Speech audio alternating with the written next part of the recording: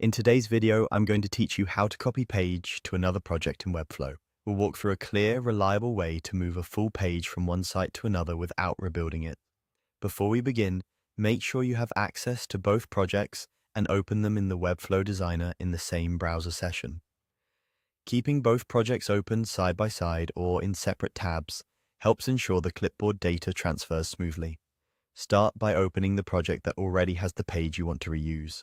In the Designer, open the Pages navigation on the left sidebar. This panel lists your static pages and folders, and it's where you control page-level actions. Locate the page you want to move, then right-click its name in the list.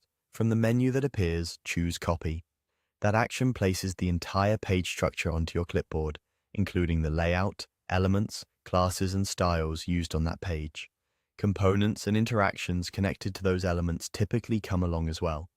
Just remember that project-level items, like global fonts, custom code added in project settings, or CMS collections, aren't fully carried over by a page copy, so we'll verify those after pasting. Now switch to your other project in the Designer.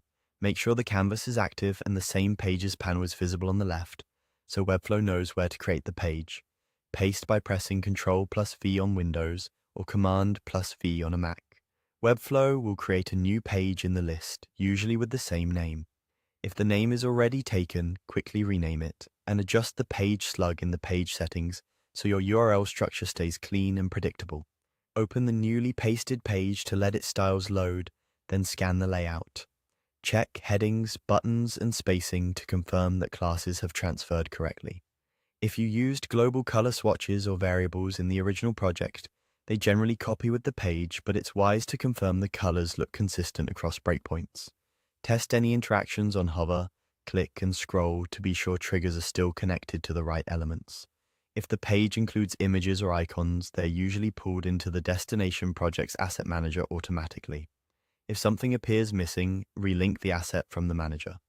For sections powered by the CMS, make sure equivalent collections and fields exist in the new project.